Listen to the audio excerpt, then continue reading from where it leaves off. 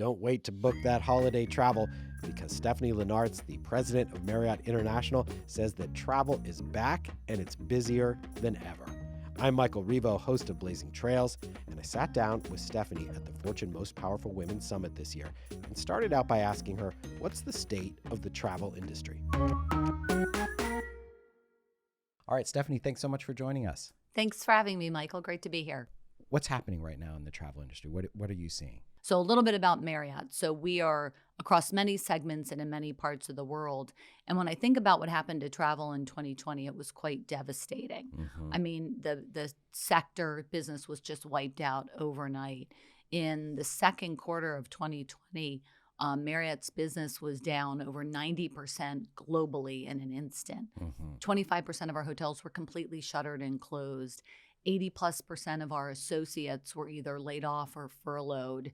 I mean, it was absolutely devastating. Yeah. Very, very difficult times for anyone in the travel, tourism, service sector. But that was then. And as we fast forward to 2022, and even beginning in the latter part of 20 and into 21, but certainly in this year, 2022, travel has come roaring back. As a matter of fact, in the second quarter of this year, 2022, so just 2 years later, Marriott had one of the best quarters the company has ever had. So all around the world, with a few exceptions like China and Japan, our hotels are full. Our occupancy levels are nearing 2019 levels, which was a peak. Rates are actually above 2019 levels. And across all business segments, leisure has certainly exploded, but also business travel has come back in a big way, groups and meetings. So it is really amazing to see the resilience of travel. And I think it just underscores the point that human beings need to be together. And as cool as Zoom and Teams and all these tools are that we've all gotten so familiar with, and thank God we had them during the pandemic in particular, it doesn't replace meeting with people face to face. It simply doesn't. So things are very, very bright right now. Yeah, so it's really good to see so, most importantly, so many of our people, not just in my company, but across the sector, back to work. Yeah, absolutely. I mean, so take me back to that time when you had this huge disruption, this huge change. So, when you wake up each morning at that time, how do you think about how to manage that situation, how to keep your team motivated, how to help the organization? Tell me about that. We really, in those early days, were just focused on doing what we could to help the communities in which our hotels did business and the people who were traveling be safe and secure. We also, used the opportunity to kind of supercharge some of our technology efforts and to double down in investing, which may sound strange in the middle of a pandemic when times were quite dire, but it was we rolled out mobile check-in and check-out at an even faster clip because people didn't want to go to the front desk and see people. They wanted to do everything on their phone. And if they ordered room service, they wanted to do it via the app, the Marriott Bonvoy app, not calling and having a human being come to their door. So we actually supercharged our investment in technology at the very same time. Yeah, I mean, it's interesting you talk about that because, I was prepping for the interview, I saw you say that Bonvoy is really at the heart of your strategy right now in this digital transformation and what that's going to mean for employee experience, for customer experience. Absolutely. Tell me a little bit about what you're doing there. So Marriott Bonvoy, as I mentioned, is our loyalty platform. I'm a member. Thank I'm sure you. Many of our viewers and listeners are as well. And thanks to everyone listening for your business and loyalty. We're very grateful. Yeah. So we have 170 million members globally. Wow. And growing. And it really is the heart of our customer strategy. With 30 brands, it's a lot for people to absorb, 30 different brands. Again, I mentioned everything from Ritz-Carlton to, a Fairfield Inn or a Moxie at the less expensive end of the spectrum. Right. But I often think about Marriott Bonvoy as the vessel for all of our brands. It's the way we pull them together for our consumers. And we've also, over the past number of years, been building out other adjacent businesses that are part of Bonvoy. So, for example, in 2019, we launched our Homes and Villas by Marriott International premium luxury home rental product. 90% of the people who are using our, mini version of Airbnb or VRBO, if you will, are our Bonvoy members. And so it's a way to both earn points and redeem points. So The theory being, give us all of your hotel business. Stay at a Ritz-Carlton or a St. Regis for your, romantic weekend with your significant other or special event. And perhaps you're staying at a Courtyard for your child's, soccer tournament, to use just Right. one example. So you're giving us all your hotel business. But then you take those points and you redeem for a fabulous villa in Tuscany through Homes and Villas. We're building out a lot of different travel and travel-related offerings for our consumers, all connected through Marriott Bonvoy. So again, it's the vessel, or it's the connective tissue of the way we bring all of our offerings to our consumers. And, we think a lot about at Salesforce this, relationship with the customer, right? That's at the core of Salesforce's business. And so what are you learning about customers? How are you using that data? How are you with this now, with this very direct connection? And I think it's so interesting that your business is at the intersection of both the IRL in real life experiences at all the properties, and then this digital experience as well. How are you learning about customers and using that information? So when you stay in our properties, and particularly if you're a Marriott Bonvoy member and you've shared your data with us, everything is always done with permission from the consumer. You've shared the data with us about your preferences. You only like feather pillows. You like this kind of, cappuccino. You like, et cetera, et cetera. When you share that data with us, we should be able to have it in the hands of a front desk associate or someone in one of our restaurants, so that they can, because we know you, right, we can deliver a highly personalized experience and often surprise and delight you, right, with something that, maybe you didn't anticipate we were going to have waiting for you in your room. And, I mentioned earlier the Marriott Bonvoy app, this idea of using the app to interact with the hotel. Besides mobile check-in and mobile checkout and F&B ordering on your phone, we also allow two-way chat, again, enabled by our partnership with Salesforce, so that before you're even coming to our property, you can, perhaps text the concierge and, ask for some help with some, restaurant reservations. It's, again, just one example. But I do think it's the mix of digital and physical coming together to enhance the guest experience is where the magic happens. So it's both are equally important. I like the expression high tech and high touch. They're not mutually exclusive. I think they're inextricably linked.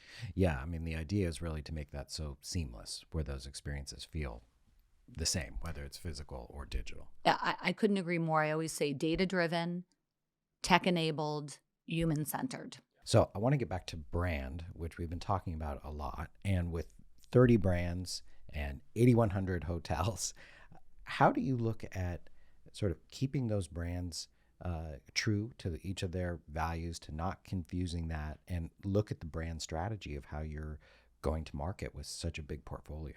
Again, in terms of brands and our business, it's really three things. It's, first of all, the physical product, right? Each brand has a very distinct design aesthetic, right? And on the luxury end, each hotel is a little bit more bespoke and designed for the location. Some of our lower tier brands, like a Courtyard by Marriott or a Loft by a Loft property, would have a more common approach from a design perspective across the country or the globe. But so the physical manifestation, and so, for example, Ritz-Carlton and St. Regis in many ways play in the same space, but they have some very distinct things that comes to part two of the brand position, which is about the programming and the servicing. The depth and breadth of brands is really important. And size and scale matters in today's day and age, right? Because size and scale gives us the ability to invest more in technology, amongst other things, and to grow. So I really am excited about all of our brands. I think they're all great, of course. We love all our children, and they're all an important part of Bonvoy. I mean, when I'm just trying to imagine, so let's say you're doing a review of the brands. I mean, do you go into a big conference room and look at all the different brands and get a sense of, okay, how are they all playing together? It's sort of, at the scale of the business you're operating, not only from a brand perspective, but across the board. How are you able to get a great view of what's going on? Well, we look at a lot of data. We do a lot of site visits and actually look at the physical product. But we look at a lot of data. We have a very robust guest satisfaction survey, and I say survey in quotes because we do have, an online survey, but we also do mystery shops, and we do a lot of kind of looking at what people are saying about our brands in social media, of course, TripAdvisor, our own website, et cetera, to name just a few. I mean, there's a million different ways we gain insights, Instagram, et cetera, on what people are saying about our hotels and how they're experiencing them. So we, when we're kind of looking at how we're doing, like how our brands are performing, what's resonating, what's not resonating, we look at a host of different data points to kind of figure out how to tweak things if need be. We do a lot of experimentation and innovation. We just opened a fantastic new corporate headquarters in Bethesda, Maryland, and we have thousands of square feet of innovation space where we will, it's physical space where we will build out sample rooms, for example, and we will experiment with, if you move the wall, we'll build a hotel room out of foam core, and we'll say if we move the wall 6 inches this way, it feels differently. So we experiment at our innovation lab and at our hotel next door to see how can we tweak the brand, how can we change the brand, how can we test something live in the wild, if you will. Right. There's nothing like real live guest feedback. When people can tell us, it sounds so small, but things like are the plugs in the right space, Absolutely. right? It's the details matter. Yeah. And so we do a lot of nitty gritty, detailed work to make sure that our hotels are terrific. Yeah, I love that stuff. I mean, as part of my career, I worked as an interaction designer. It was in digital space, not physical as much, but it's all those details do matter. They add up for sure. They do. Changing topics a little bit to sustainability. We did an episode a while back with Denise Naguib, who's fabulous sustainability. Yeah, she's on my team. She's a wonderful, wonderful executive and very committed to this space. And we had a great conversation. And one of the really interesting things we talked about was in the procurement process. So this is sort of behind the scenes. And it was such an interesting idea to me of how this can drive so much change that as a consumer, you're not really seeing. This is all happening behind the scenes. Tell me a little bit more about how you're approaching that. Well, certainly. I mean, Marriott has always had a core value that we need to be good global citizens and contributors to the communities in which we do business. And part of that is really caring about the environment. We are very committed. We signed up for net zero emissions by 2050 or sooner. We're doing a ton of things in our hotels to make sure that we hit those goals. A big part of the problem is food waste. 50% of the garbage in a hotel is food waste. That is a major contributor to greenhouse gases. And right, as you back out that whole process to and create that food. Well, we're also, but it gets back to data, tech, and we're kind of using data and technology to say, what's selling on buffets? Yeah. Right. Only put out what people are buying. Right. Composting, like where we have a whole host of tools to help the hotels get a handle on food waste. When we roll those out to our hotels, we see their food waste go down by 50%. So that's one example. And that's a win for them, I'm assuming, in terms of their cost. It's a win on multiple fronts, right? But to Denise, I know, talked a lot about the RFP process. And I believe what she was referring to is when we go out to our big corporate accounts every year, Salesforce, for example, or Accenture, or Deloitte, or McKinsey, or BCG, or whomever, right? Our customers want to give their business to companies that are hitting goals that tie to their goals, right? So they are demanding that we're able to tell them what the environmental impact of their employees' stays are at our hotels. So we have to be able to track it. Right. And so Denise is talking about a lot of the tools that our hotels are using to track the data that's necessary for us to give to our corporate clients so that they pick our hotels. And I do believe that both consumers and associates are going to continue to care about this more and more. I believe consumers are increasingly going to vote with their wallet. They're going to give their business to customers, to partners, to companies that care about this. And associates want to work for companies that care about this. Right. And I think that measurement story, if you can't measure it, you can't act on it. So that measurement story, What gets measured gets done. Exactly. And when every company needs to have that measurement and share that data, that's where you can really get that snowball effect of everybody acting on it. Absolutely. And so I'm quite optimistic, as hard as it's going to be. And I know some days it feels like, 2 steps forward and 3 back, but increasingly I feel like it's 3 steps forward and only 1 back, right? In terms of like moving the ball down the field and making progress in this area. So Marriott International is very committed to do our part to, again, help save our beautiful Earth. Yeah, absolutely. Okay, the last thing I wanted to chat about is the Bridging the Gap program that I read about, which is really looking to address barriers to entry in hotel ownership for historically underrepresented groups. Tell me a little bit more about this effort. Right. Of course, we're very focused on diverse associates, focused on getting diverse customers into our hotels, but we need diverse owners and franchisees too. Right. So we launched a program called Bridging the Gap to bridge the gap. Yeah. And we have at this point dedicated $50 million in incentives, and we'll invest more as the program, continues to roll out and grow. And that means that without getting into the weeds too much, if you're going to want to do a hotel deal with us, Marriott will give you, $500K or $1 million in seed money towards the deal, or we'll help you with deal terms to make them more amenable to help you get off the ground. Really important too. We can do our small part, but our CFO and our team is also working with the banks and the financial institutions to get the debt lined up, right? So it's not just Marriott giving you some seed money. You got to have the financial institutions helping you too get that all sorted out for your deal. Okay, I said that was the last question, but as we were talking, I had one more, which is that we're talking about capital, we're talking about growth.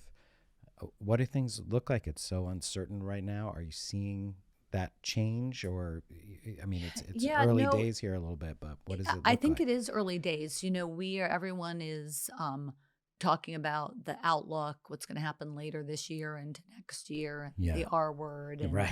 But so far, honestly, in our data and our bookings, we're not seeing a slowdown. Yeah. I do think there's a couple important things to think about on the positive side, even as if you have the view things are going to get tougher on the economic front. Yeah. Unemployment's at an all-time low. There still is quite a bit of pent up demand for travel, which I think is going to be around for a while, and savings. There's still a lot of savings from COVID, but I think it gets back to the fundamental idea: people love travel. Yeah. People love to be with other people. And I'm super bullish that no matter what, that is going to continue to be a part of our lives. And again, I often say to my team, if the bounce back from COVID doesn't prove how resilient the travel industry is, I'm not quite sure what does. Right. It's a big bounce back. Yeah, for sure. really, really quite positive. And again, most importantly to me, the part that I'm most excited about is to see people working back in our hotels again, back at work, serving our customers. And it's been great. Well, this has been super interesting. I'm caught up a little bit on the travel business. So thank you so much for joining us. Thank you for having me, Michael. It's been great. Appreciate it. That was Stephanie Linnartz, president of Marriott International. To hear and see more Blazing Trails interviews, be sure to subscribe right here on our Salesforce YouTube channel. I'm Michael Revo. Hope to see you next time.